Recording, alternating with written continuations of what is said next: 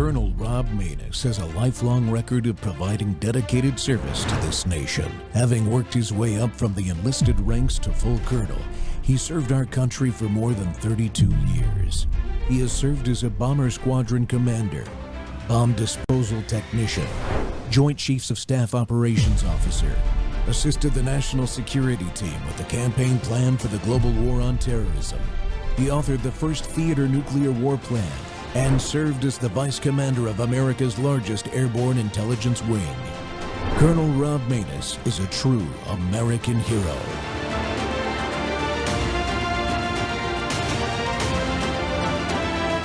This is Rob Maness Live. President Trump has done something historic. Let's recognize that, regardless of partisan and politics of that kind. As a matter of national security, let's recognize what President Trump has done. That this is the very moment they've been waiting for 47 years. We're shown photos of the people that were allegedly killed by the regime. There were people here holding those photos and saying that this day is for them. President Trump being thanked by name here in this crowd. But some people are even Democratic voters who are praising the president. Trump is not just saving America. President Trump is saving the world. The people of Iran are so grateful that President Trump is finally the one who helped us out. After the Clintons, the Bushes, the Obamas, the Bidens, nobody even cared for the Iranian people as much as President Trump.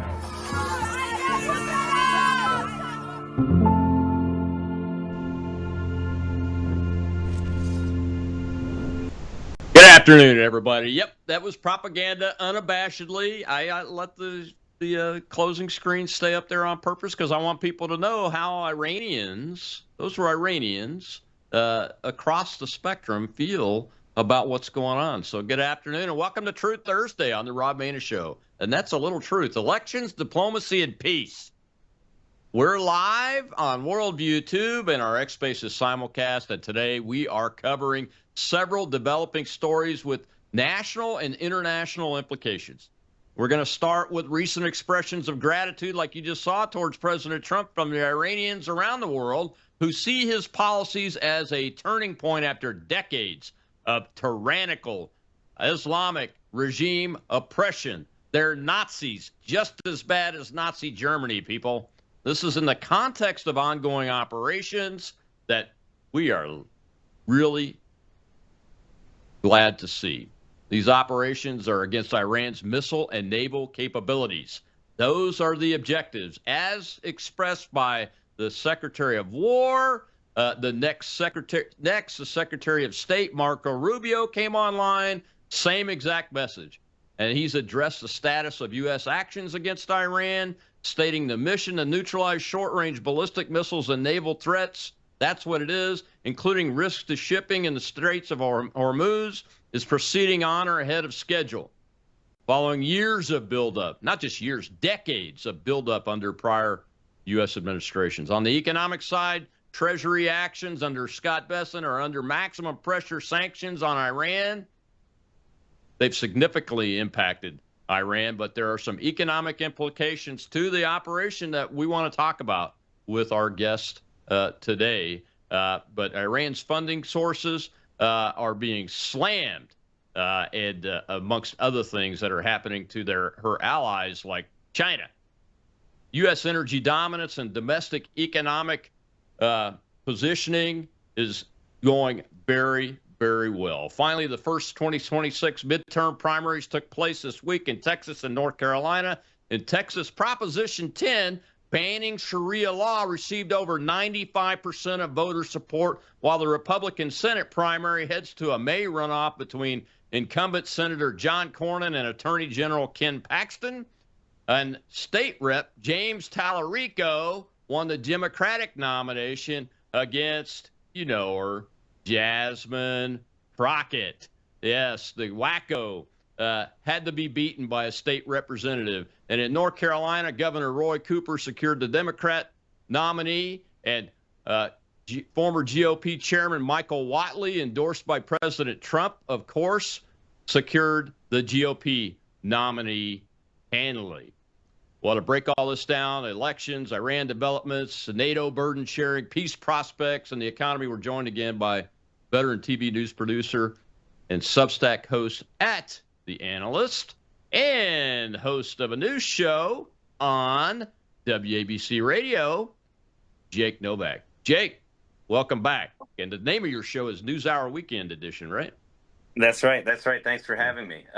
It's coming fast and furious, but this is what we live for. To not only live and see these kinds of amazing things happening, but being able to have. So it's so great. People like us can actually explain it to the American people and not give that monopoly anymore to the mainstream media because they don't know what they're talking about. They just don't. Yeah. And I want to thank you for having me on your shows. And you had me on the Stone Zone last night. You were standing in for our friend Roger Stone on WABC Radio. I want to thank you for letting me come on and talk about the technical details of an air campaign, a naval campaign, the strategy, and the methodology behind it. Because I don't. Obviously, from some of the stuff you see on social media, most folks don't really understand that, so I appreciate that. And I wanted to get you on today to talk about the diplomatic, political, and economic pieces to go along with the technical military type stuff that's going on with this operation. I want to start there. So those pictures in that video, the reason I showed the video wasn't because it was from the White House. It was because I'm pretty sure those were from around the world. So Iranians in exile and Iranians in the streets inside Iran, I believe, are represented in those pictures. And it doesn't matter amongst the Iranians where they're at on the spectrum. They could be Shah backers, the MEK, or Kurds. I think they're all on the same page that the United States is and Israel are right now, aren't they? From a political perspective, am I correct in that? Yeah, this is not like Iraq, which, sure, I mean, I guess that by the time the Iraq War started, the Second Persian Gulf War, most Iraqis did want to see Saddam Hussein overthrown, but it was a close one. It was a balkanized country, to say the least. Iran does have different ethnicities going on in there. It's not like a completely uniform culture and ethnicity thing going on, but they are much more unified in the desire to overthrow this regime, and the chances of there being long-term terrorist anti-American cells existing in Iran once, let's say, American civilians start going there and maybe some Persian Americans return, I think that's very low. We're not going to see that. I'm not saying there won't be any incidents, but the idea that there's a significant segments of the population that aren't going to be happy at these developments, I don't think you're going to see that, Colonel. That's certainly for true. And that's why you see so many Persians around the world celebrating this, because they've long wanted to return to their homes. Some of them were separated from families. I went to junior high with the boy who got out with his mother and his brothers, but he never saw his father again. His father didn't get out. So I know what that's like. I really do, out of Iran, I mean. Yeah, the folks that I have been talking to for several years now that are part of the groups that are the NCRI, I met the first person. He's a young guy, not young anymore, but he's middle-aged now at this point. But his dad was one of the people executed by the mullahs I think they executed over 20,000 people in one whack early on, and his dad was one of those people, and that's why he's part of this effort, even though he's never even lived inside the country. He's dedicated to this effort to turn it into some kind of democracy that everybody inside the country can, and those that want to go back to it, can agree on. And I think that's the way things have to happen, right? I mean, there's no way the United States, and folks, there's no evidence whatsoever that even one tank tread or one boot has moved towards even getting on ships that would be needed in the numbers to take them overseas to do a ground invasion here. I mean, think about it. In Desert Storm, we spent 6 months during Desert Shield building up over 170,000 soldiers, sailors, airmen, and Marine ground troops. That's just the ground troops, not counting the armor and all the aviation stuff and everything. So I think we had over 500,000 people over there. We haven't come even close to that. And that's because we know that it's got to come from the people on the ground inside, right? Yeah, and I think one of the most interesting developments of the last 24 hours is there's growing video and other evidence telling us that the remaining regime killers in Iran are using mosques and schools not only as bases but as shooting points, as vantage points for sniper attacks on the civilians. And that just goes to show that this is something that they know. Once the civilians go out into the streets, That's it. They're not expecting American troops or large foreign infantry into their country. They're hoping for not seeing the large amount of people in Iran who know how to do it. They were just doing it in massive protests just a couple of months ago, but they need to feel safe. And I think that this is a signal to the U.S. and the Israelis. Absolutely, do not take mosques and schools off your list of targets, especially maybe in the wee hours of the night when people aren't going to be in those places anyway, other than the bad guys. And maybe the Iranian people probably have been told, hey, don't go to mosques and schools for the next few days, at least, because that's where the bad guys are hiding out. We don't want to kill you. We need to get those targets on the list, Colonel. Yeah, and for the folks that don't understand the laws of armed conflict, if you use a building that is designated a mosque, is on a prohibited target list, or a school or a hospital, all of those are what are considered prohibited targets under the laws of armed conflict that we follow really religiously. We do, and so do the Israeli forces. But when they start being used for military purposes, those facilities become legitimate military targets. It's a double war crime. It's a double war crime. We will strike them, and the people doing it are committing war crimes. That's exactly right. And they're doing it in public. I've looked at a couple of snapshots that I've seen and seen the metadata, and the metadata confirmed what the pictures were showing. So they are actually doing it. And I'm not surprised, are you? I mean, Hamas does it. The Hezbollah guys do it. That's why the Israeli armed forces are always getting blamed for attacking churches, schools, and hospitals, because they're using them as military facilities and they're legitimate targets. So that's the way that works. Palestinian Authority does that. Yeah, even the Palestinian Authority does that. Yeah. You know, in some of the churches, the holiest churches for Christendom in Israel, like the Church of the Holy Sepulchre, and that has been used as a weapons cache for Palestinian Authority terrorists for a long time. Not Hamas. It's been used by all kinds of, and that's why there are so few Palestinian Christians left in the West Bank. There's none left in Gaza because they've used their churches in addition to their own mosques as weapons caches, and that is a double war crime. If you use a mosque or a hospital or a school as a place to hide out as a militant, that's a war crime. And if you use those places to fire on civilian targets, that's a double war crime, and that has been the MO of Hamas for a long time. Their sponsors in Iran now doing it too. Oh, yeah. Well, they're the ones that trained them how to do it.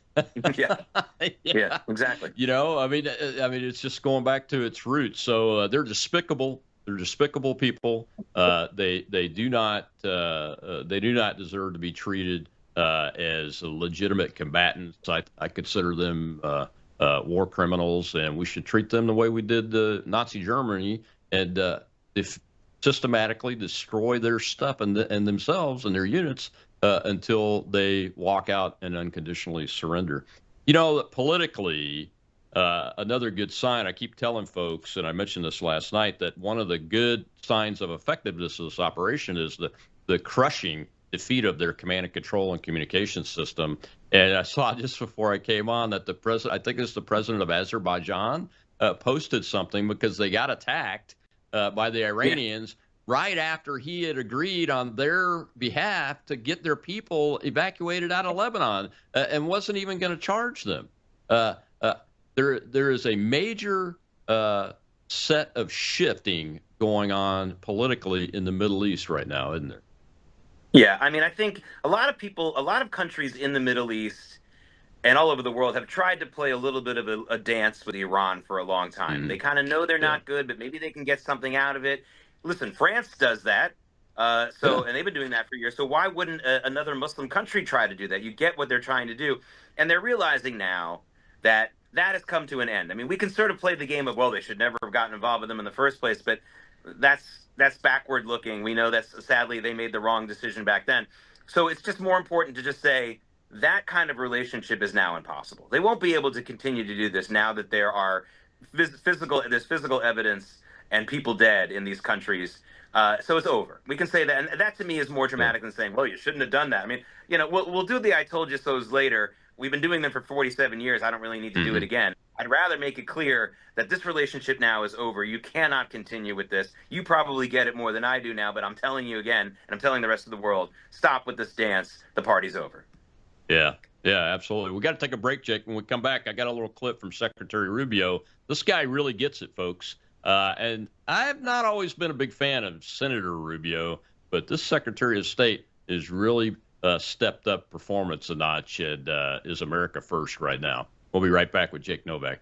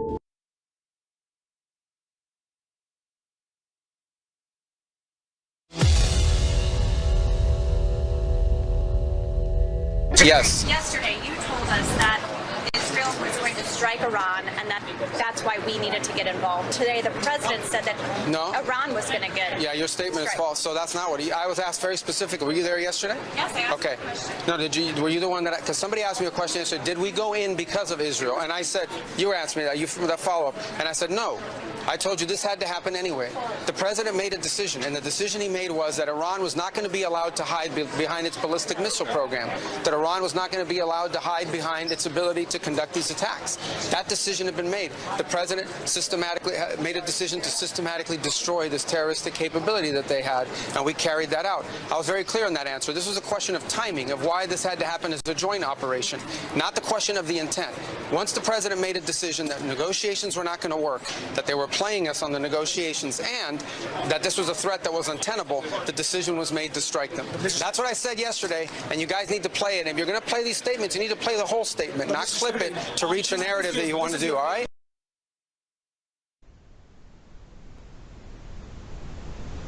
Welcome back to the Rob Maness Show. It's Truth Thursday. There's a little truth being delivered by Secretary of State Marco Rubio, and he's addressing the little snippers out there, the snipers, the verbal snipers and everything that are going, you're just doing this because of Israel. They wanted you to do it. I mean, it spans the spectrum, the silliness coming out of people's brains. And some of these people are people that I know, and they're thinking people, but they've been lost in a narrative of propaganda that's been used against them. And I'm telling you, behind it is Iranians, Chinese, probably some Russians, probably some Venezuelans, some Cubans. That entire propaganda set and that narrative is being used against you, folks. This president makes his own decisions. And my guest today is Jake Novak, host of the new news show on the weekend there at WABC Radio in New York City. And, of course, a good friend of our show, and I'm making him a regular here as long as I can get away with it because I enjoy having him on,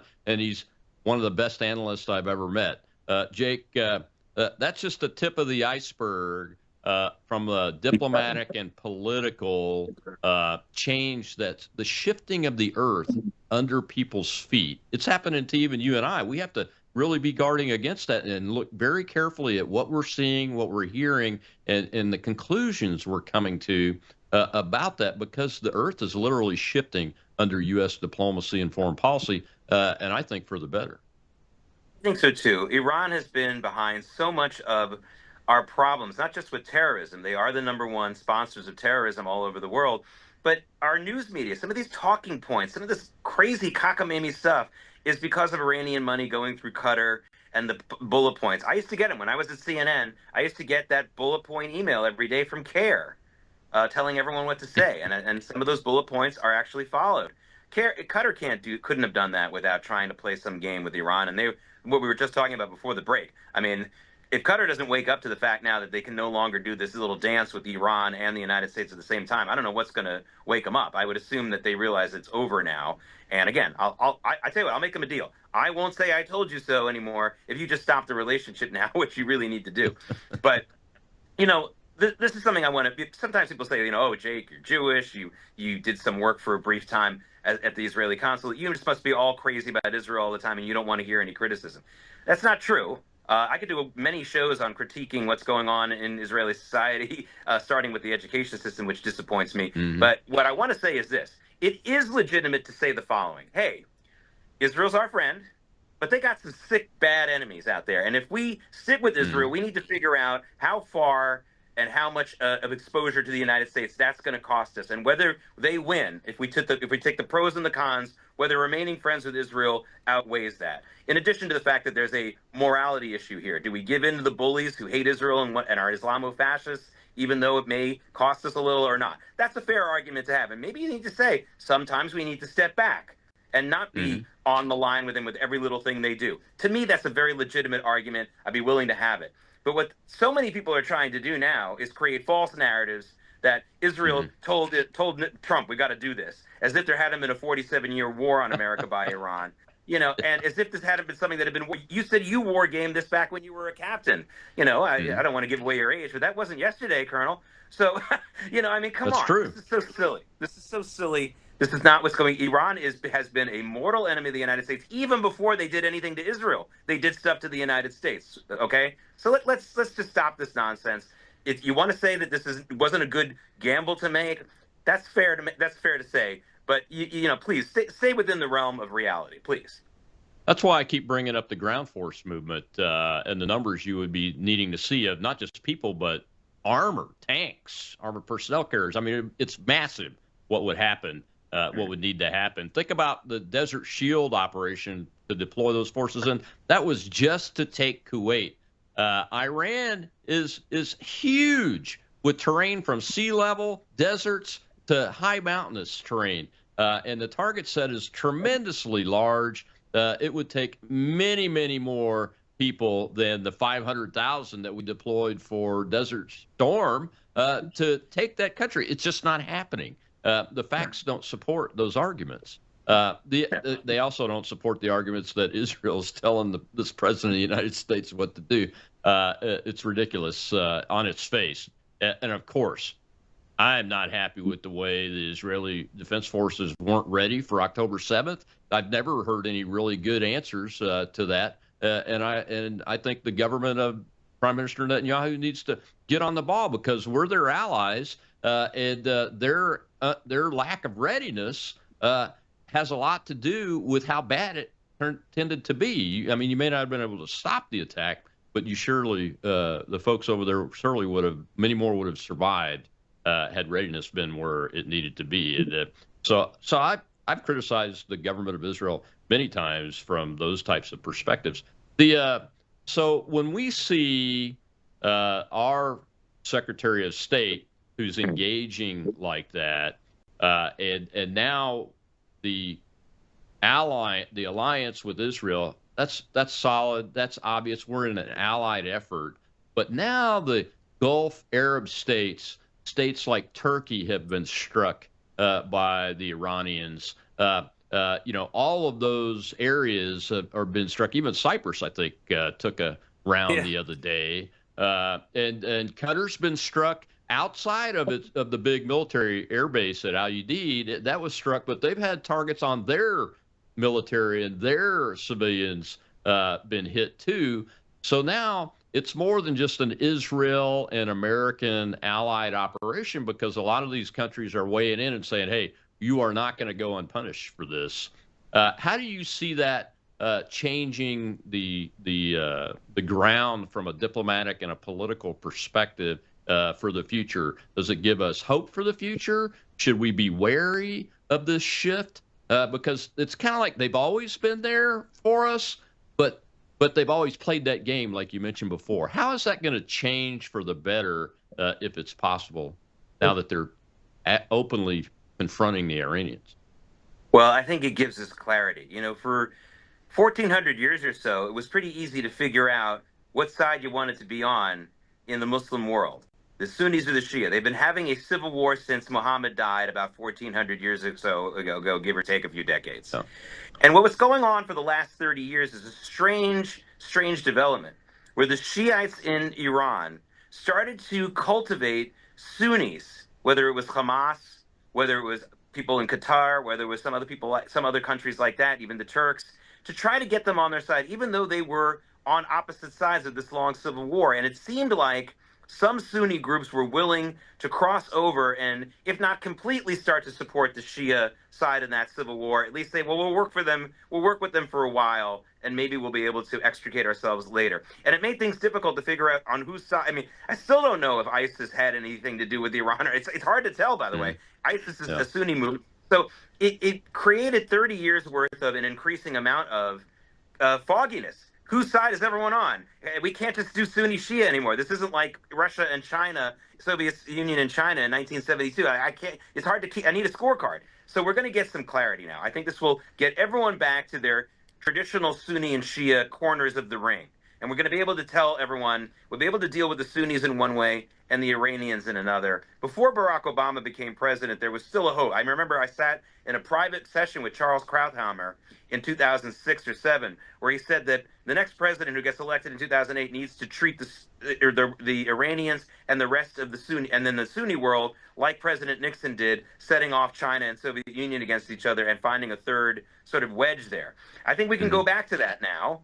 But the thing is, without Iran being a major player, I really don't think that believe it or not, the Muslim world and the Arab region and the Middle East in general, the Iranians are not Arabs, I really don't think that's going to be even a player anymore. I think we'll be able to pivot to China now and look at more at them as a major threat, and they are the biggest power against us right now, and work with and decide how that's going to work, because Iran was just clouding everything, Colonel, and I think that the clouds are going to get cleared away, and we'll have some clarity now. Do you think that look, there's the Iranian people and Israelis for thousands of years have had a special friendship, right? I don't think a lot of people understand that. Do you think, I know they're a majority Muslim country, I believe, on the Shiite side, but do you think the Persian face of the Iranian people will show more, especially in the relationship with the State of Israel? You know, the Islamic ethnicity of the Iranian people has also been a little bit murky. There was a mass forced conversion incident in Iran in the middle of the 19th century. And there's a lot of Iranian Muslims who quietly remembered in their family, secretly said, you know, we're really Jewish, we're really Zoroastrian. And they kept that. And by the way, the same thing happened in Europe with the Inquisition. Many generations of Jews living in secret in places like Spain and Portugal and places like that, even in Italy. So that's actually good news. It's good news because you don't have, this is not an entrenched Islamic culture for a millennium or more. It's not. They don't really have, they have a lot of other ethnicities going on in there. But unlike Iraq, it isn't balkanized where they're literally all killing each other and looking for dominance in et cetera, et cetera. So I think that we're in an interesting situation where, yes, we can, this is a group of people we can, I mean, by the way, I even think that radical, or not radical, but entrenched Islamic, generational Islamic countries can also come to terms with non-Muslims. It's really only the Muslim Brotherhood, which gained traction at the end of the 19th century, that promoted this genocidal policy against all non-Muslims. Yes, they wanted to subjugate us, but they weren't sending us off to death until the Muslim Brotherhood took hold. So honestly, I'm much more optimistic about that. If you go to Dubai now as an Israeli or as an overt Jew, they love you. They treat you, and it's not phony. It's not fake.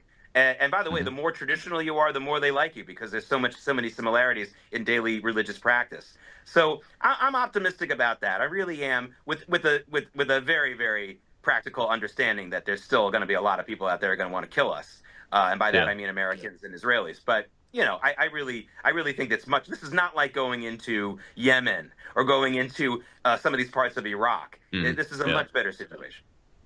I want to talk in the next segment about the Abraham Accords and the economics of this whole situation, and maybe get you to talk a little bit about the Wahhabi sect inside Saudi Arabia and the challenges that they've had over the years, and maybe this can address some of that. We got to take a break, Jake. We'll be right back, and we'll take the question from the audience in the next segment. We'll be right back with Jake Novak on the Rob Maness Show.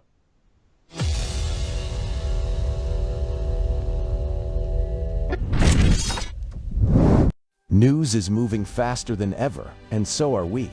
WorldviewTube brings you 24/7 live stream coverage and now real-time alerts when it matters most. Once you have the WorldviewTube app installed, exit the app and navigate your way to Settings.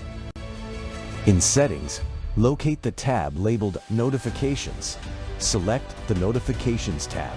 Scroll down until you locate the WorldviewTube app icon. Select the tab, and here you can turn on and customize your notification experience for the WorldviewTube app. News doesn't wait, and neither should you. Turn on push notifications to stay informed. Every headline as it happens.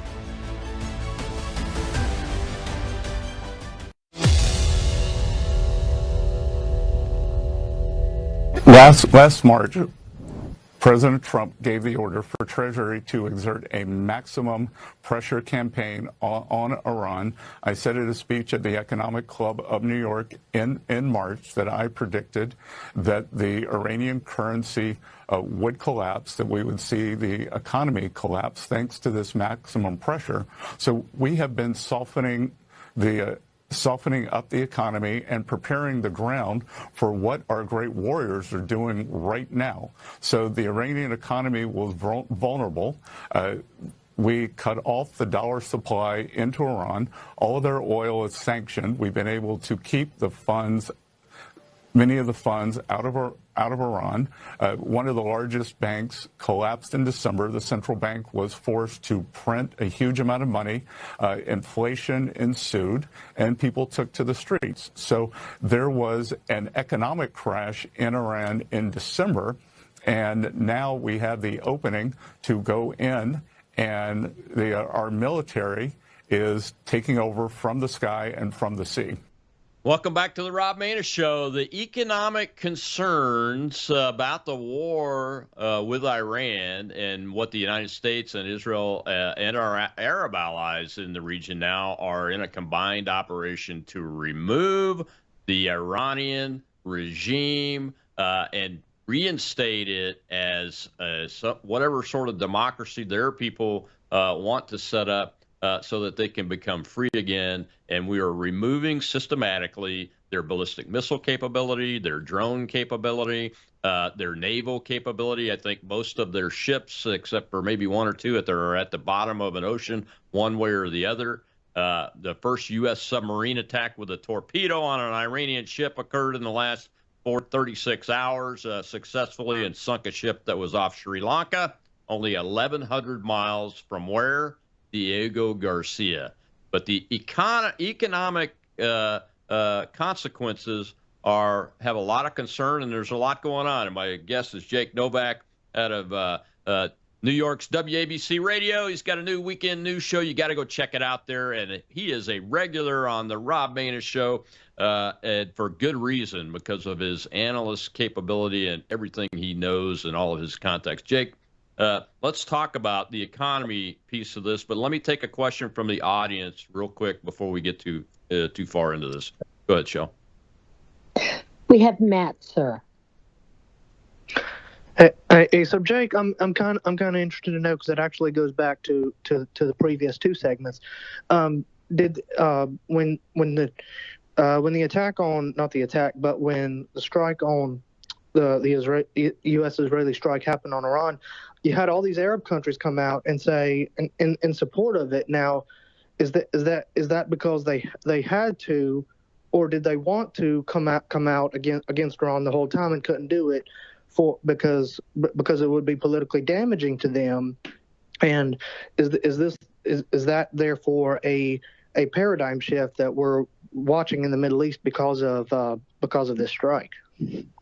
Only because the covers have been taken off. The veil has been removed. They've been lobbying for it. The Washington Post, in a rare good piece by them on Saturday or Sunday, it was, with multiple sourcing, something they don't do when they report on President Trump. Multiple sourcing said that Mohammed bin Salman, the effective leader of Saudi Arabia, has been the crown prince for more than 10 years now, was repeatedly lobbying over the last month with several phone calls to President Trump, begging him to carry out this attack. For two reasons. Saudi Arabia is existentially threatened by Iran, because that's the main event. Iran, that's the main event in the Sunni-Shia civil war I was just talking about.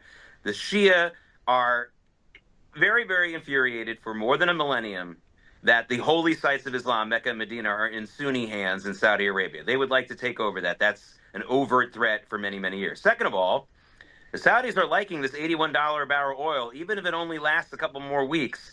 That can help the Saudis quite a bit, and they knew that oil prices would go up if this attack went on. I'm not saying that's why primarily they wanted this, but it's been a gift to Saudi Arabia in a big way. And again, compared to where we were under Biden, we are really low on oil prices. We were in the 120s during a lot of the Biden presidency, which is 50% higher than where we are right now, and a third lower from where, you know your math. So that's how that works. But these countries for a long time have figured that the best defense against Iran is to pretend that they're sometimes their friend, and Qatar being the biggest example of that. Even Saudi Arabia sometimes says nice things about Iran, or at least did. And like I said, this should now give us the clarity. That duplicity should be over with now. We should have complete clarity from these countries that have long thought that they don't like Iran, that they're afraid of them, that they had to say nice things about it sometimes in the hopes of that being some form of defense. They should no longer have to do that anymore. They've always wanted this regime to fall. Absolutely. Yeah, it was a huge strategic error for Iran to put those last stand orders and those particular targets that they've been shooting at in place. I mean, they're even having to call some of these folks and say, hey, that wasn't us. Yeah, but it really is you guys. So let's talk about oil and the Straits of Hormuz. And let's talk about ships and insurance and China and Russia from an economic perspective. And we'll dive into some domestic stuff in the next segment when we're talking about the elections. But let's talk about that.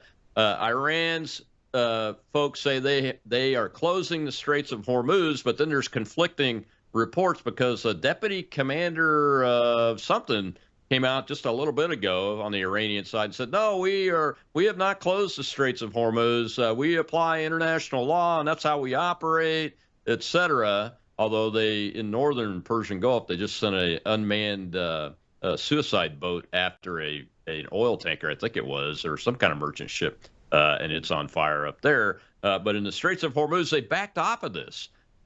Is that because of their buddy China getting about 18% or so of its oil from Iran?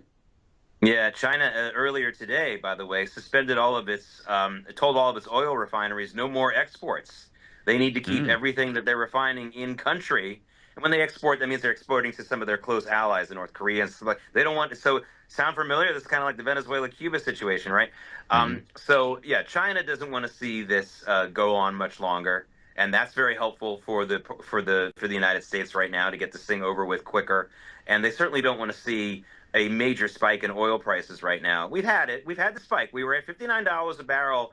I believe it was the end of January. So, from 59 to 81 is a significant jump, but it's not, again, it's still way down from where we were just 3 years ago. In fact, the day before the October 7th attacks, October 6th, 2023, we were at $90 a barrel oil, which is still 10% higher than where we are right now. So just keep that in perspective. But yeah, this has a lot to do with that.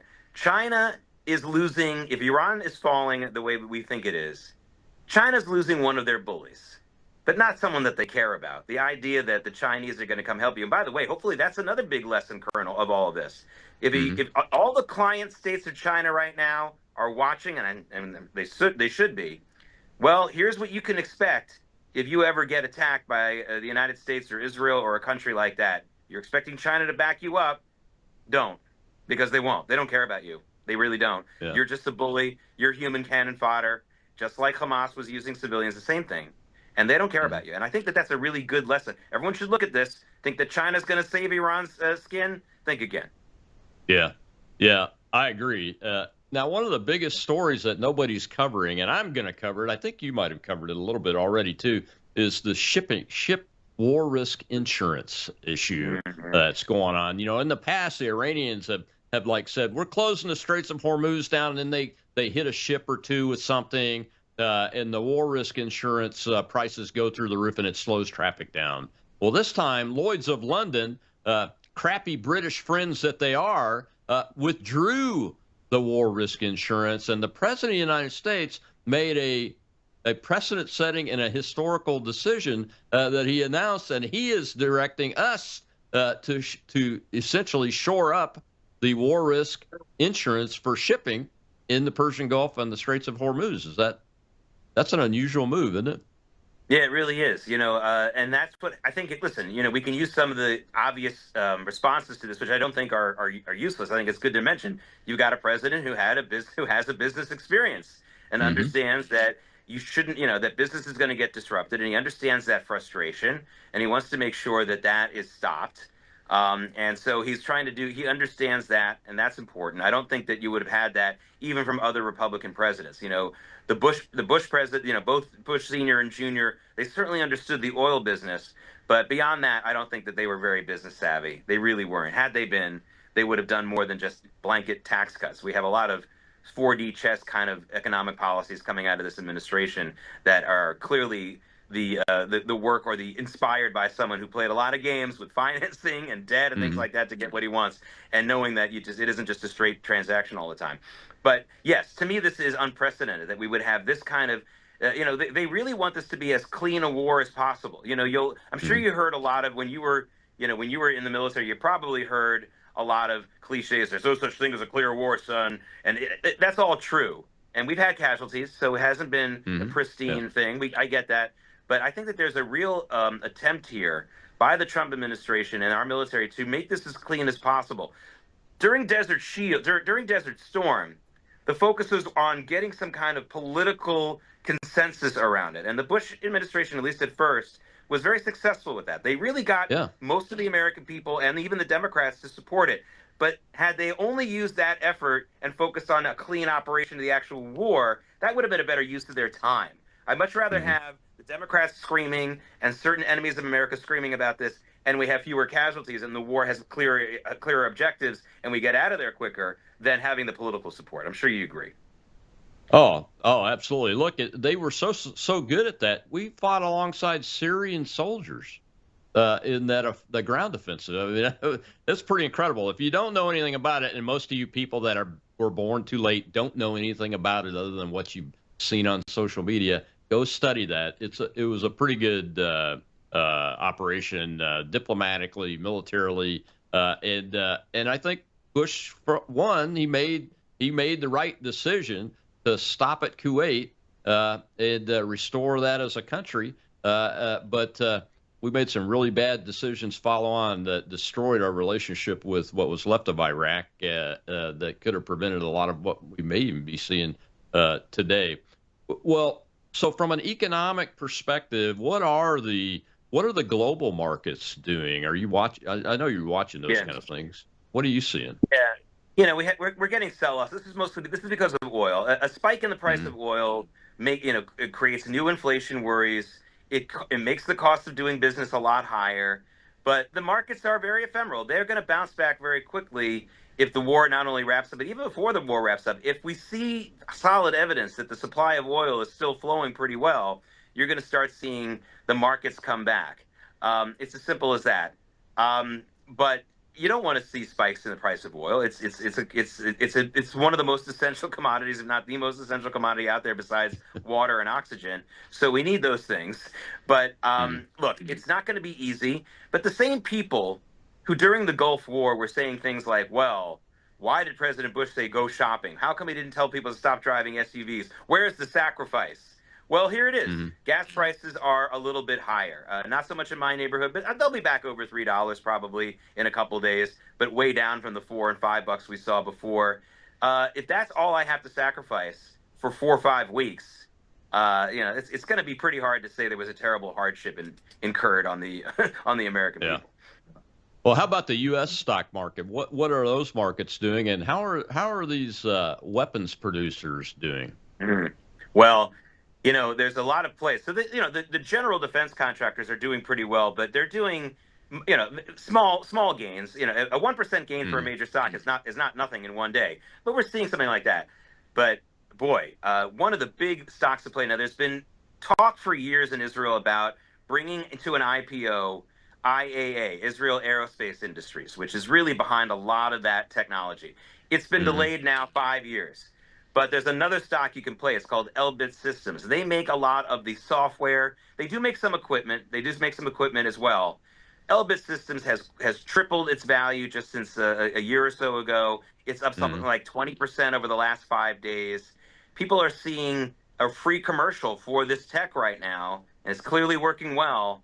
But there aren't a lot of major plays here. Listen, I've been telling people to invest in the major defense contractors for 11 years. and if you listened to me, you would have made a lot of money. I told people in 2015, Lockheed Martin, and I know you don't like the price of the F-35, and we don't like all the bureaucratic issues there, but it's the ultimate weapon in the universe. Sorry, it just is. Oh, it just is. It is. And the Israelis made it even better. And the day I wrote that article, Lockheed Martin shares closed at about 210. They opened at 670 yesterday. Okay, so maybe you should listen to me. So I've been saying that about. Honestly, these companies are worth investing in. We've ramped weapons production up, contrary to what the naysayers are saying out there. We're not running out of stealthy or highly accurate precision-guided weapons. We're not even having to use them now because we're just using JDAMs, which are a precision bomb. It's a gravity bomb with a kit strapped on it. And we ramped up production of those years and years ago so that we would have adequate supplies when we were hearing commanders like me saying, hey, if you're running out of war reserve supply inventories, you need to rebuild them. And I think the first Trump administration started doing that. And when they came in this time, they ramped up production again. And that production's going very well from what I understand. And I wish I'd have bought these stocks when you said it. Yeah, one thing I'll add real quickly, though, but don't forget, the major force and driver in the U.S. stock markets right now, ever since early last year, has been the AI trade. And there's been a lot of phony reporting about the stock market ever since April. They blamed the stock market drop in April on tariffs. It wasn't that. It was AI. And when the AI fear ended, there was a massive rally back and forth. And AI is dominating really the trade on the street every single day. Yes, the oil price is spiking is the biggest reason today for some of the sell-offs. But this is about AI because Wall Street hasn't figured it out yet. They clearly haven't figured it out. Once they figure things out, they make money on it, whether it's good news or bad news. They haven't figured out quite yet about AI. So just be wary of that. When you hear someone going on TV tonight saying, this war is causing a huge sell-off, it's not true. It's AI that's really the big driver in this market, and it will be for some time. That's a good point. We've got to take our last break. When we come back, I want to talk about the election outcomes in Texas, North Carolina, Arkansas, and also the economy inside the U.S. and what this situation is telling us. We'll be right back with Jake Novak.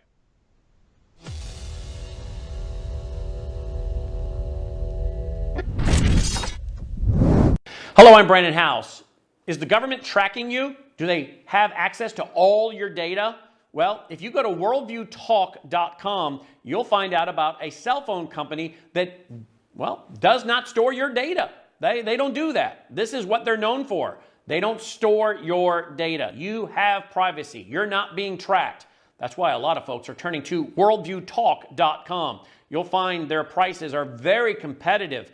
All the details are there at worldviewtalk.com. Again, worldviewtalk.com. Oh, while you're there, not only do they have cell phones that aren't tracking you, you can find out about how to get a satellite phone. Should the whole system go down and you want to communicate with a family member or loved one, you might want to have a satellite phone. Or how about their solar generators? They have great solar generators. Check them all out right now. Worldviewtalk.com, worldviewtalk.com.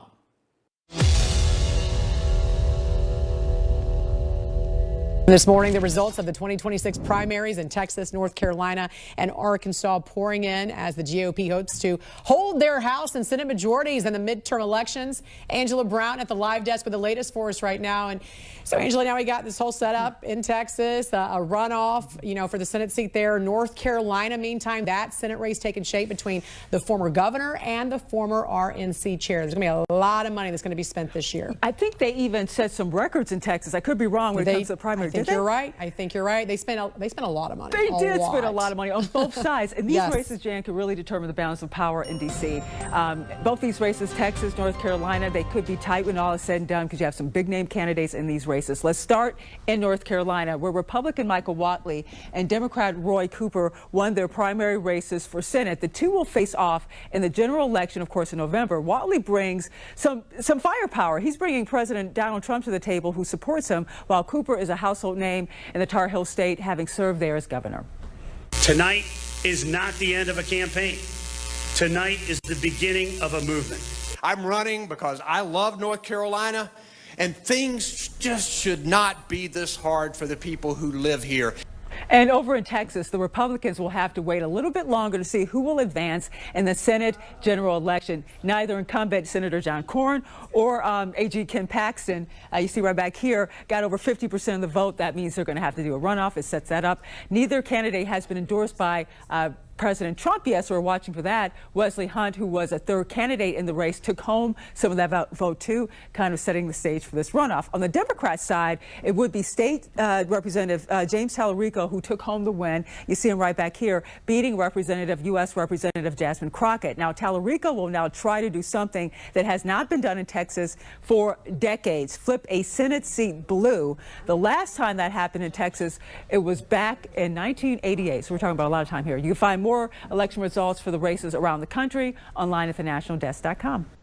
Welcome back to the Rob Maness Show. It's Truth Thursday. We're going around the horn talking about world events and domestic events with Jake Novak, my guest today, who's got a great weekend show on WABC Radio. Go check it out. And he's on this show. We've had him on for about once a week here for several weeks. I'm hoping to keep up that level of operation with this guy because he is a sharp analyst and a good friend, and he likes to do what?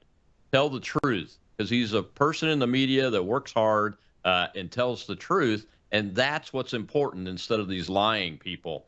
Now, I found a good clip there that was pretty good, but they left Proposition 10 out of there, which got 95% of the vote. There were almost 2 million votes cast, I think, on the Republican primary side or something like that. And it got 92% of the vote, and Prop 10 bans Sharia law. So it puts that initiative on the general election ballot.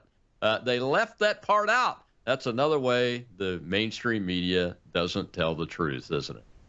Yeah, and I'm surprised that the Democrats nationally haven't seized on this more and tried to, I mean, I know they have when they do talk about it, but they haven't tried to talk about it a lot, which is depict this proposition as racist and bigoted, et cetera, et cetera.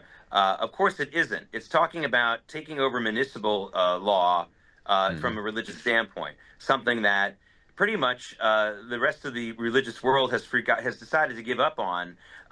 Christianity did about 500 years ago. Jews did about 2,000 years ago. The understanding that plurality is possible, that we can live with people. If a governor happens to be a different religion than mine, or mayor, we can do that.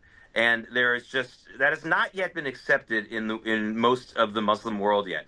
It's starting to get accepted in places like Indonesia, where they're talking about it. They don't actually live it, but it's still a radical idea that's not been accepted by Muslims. They don't have leadership telling them, hey, go move to Texas, go live in those places. That's great. Make sure you're living as a good Muslim, but don't try to take over the school board. Don't try to take over when the garbage is taken out. Don't tell people that they bring pork into your community, you're going to throw a stone at them. I mean, you can't do that. There's not enough people in the Muslim community telling them to do that. It's actually the opposite of bigotry. It's basically saying religious bigotry cannot be codified into the law, and that's really what it is.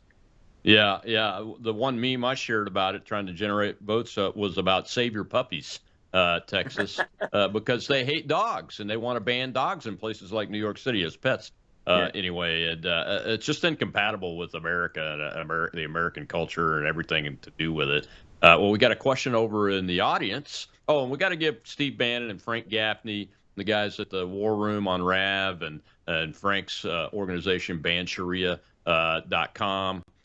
For getting this vote out, man. It's tremendous because it was only just shy of 10% turnout total on the Republican primary side. So let's take this question from Liz in the audience, and I think she's in Texas.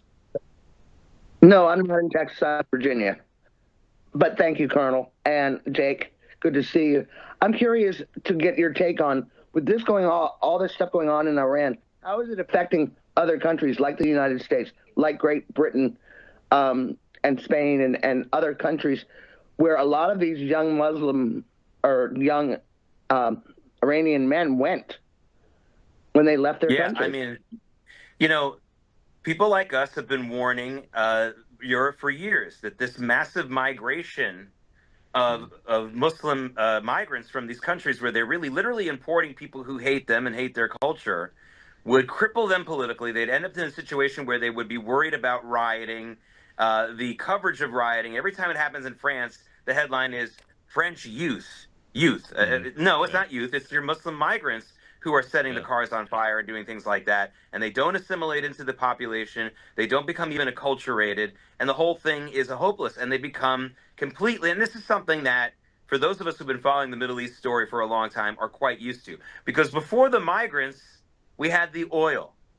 When Israel started to get betrayed by its political, you would think, its political and cultural friends in Europe, it was because of oil. They didn't have a migrant problem back in the 70s or in the 60s when they started to abandon Israel. It was they were worried that the Arab countries, as they did, would jack up the price of oil, embargo the oil, and they would be blamed when the people of Paris and the people of London went to get their cars filled up.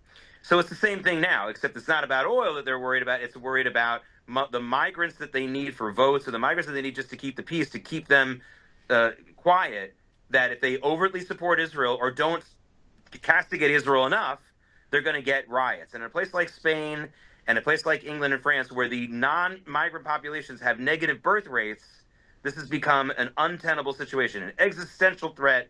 Europe is irrelevant now, and their culture is in a lot of trouble because they're going to, I mean, just like the Taliban destroyed those Hindu, I think it was Hindu or Buddhist very artifacts, they're going to go after the Mona Lisa. They're going to go after these kinds of things. This is really, really serious, and they're going to learn that they waited too long to stand up to this kind of what they imported into their country, which is hostile communities. That's why you see the Prime Minister of England talking like he's the Premier of Iran instead of the Prime Minister of England. It's unbelievable what's happening, and that's why the ban Sharia efforts focused on Texas. I know New York City's been taken over by Mamdani and his crowd, an Islamist Marxist, but Texas is under bigger threat. They've already have at least two that I know of, Sharia courts at the municipal level that are shadow courts to the judicial system in Northwest Dallas area, and it's got to be stopped, man. Do you think the reason the Democrats haven't seized it has something to do with they know it's a loser issue? I mean, because people do not think Islam belongs in the United States of America. As much as I have Muslim friends and everything that are sane and don't want to bring this stuff in and take over the country, but most people that are adherents to Islam follow their guidance, which is to go to places that we're not, that the infidel inhabits, and take it over. And that's why they changed churches into mosques everywhere and those kind of things. Do you think from a political perspective, the Dems just recognize it as a loser, even though they're a lot wacky these days than they used to be? Yeah, I wish that were the answer, because then I think that I can deal with the common sense stuff, but there have been so many issues that the Democrats have decided to support that are also loser issues. The boys and the girls locker rooms. Letitia James, the Attorney General of New York, announcing yesterday or the day before that New York's going to go ahead with allowing surgeries and drug treatments for children, minors, for transgender stuff. They've decided to die on a lot of loser hills lately. And so I don't think that if that's the reason that they're not doing this, I need further explanation. Probably the money is not there. The answer to that is that the money is not there for that, and maybe it will be at some point, but the money probably isn't in there to support a pro-Sharia court type of movement in this country. Well, I'm going to move to the Senate race in Texas. On the GOP side, there's going to be a runoff between Paxton and Cornyn. Cornyn is hated by the base. He's hated by President Trump's base, but President Trump is making noises like he said he's going to endorse one of them and expects the other one to drop from the race. What do you think that will do if he picks Cornyn? What will be the impact? We have breaking news. We have breaking news to tell you about just now in the last hour. Ken Paxton, or 2 hours or so, Ken Paxton has, I think, done an incredibly brilliant gambit. He's announced that if John Cornyn will agree to promote and get that Save America Act passed in the Senate, that he will consider, his words, he'll basically drop out of the runoff. Now, this is brilliant because you know what? Cornyn's not going to do it. Cornyn won't take that branch. He won't take that opportunity. He's too enmeshed in his own issues. He hasn't done it already. He's not going to do it now. And this gives Ken Paxton an automatic focus on the best issue for him in this election, that 80-90% of the Republicans want this passed, maybe more than 90%. And he immediately now makes this the central issue. And everywhere he goes, he can say, I was willing to drop out if he would just do this. And he won't do it, America. Yeah, he won't do it, brilliant. Texas. It's a brilliant gambit because I don't think Cornyn's going to do it. I really don't. He won't do it. He won't do it. I guarantee it. I'd be very shocked if he did. He's a politician. And Paxton, he may be a politician, but he puts America first. And he just did that with that brilliant strategy. Well, Jake, we got to go. I will be in the after space on X. Jake, you're welcome to join us. Next Monday, we'll have L. Todd Wood, CDM Press, talking about Iran, the war, and how we are winning and why. We'll see you then.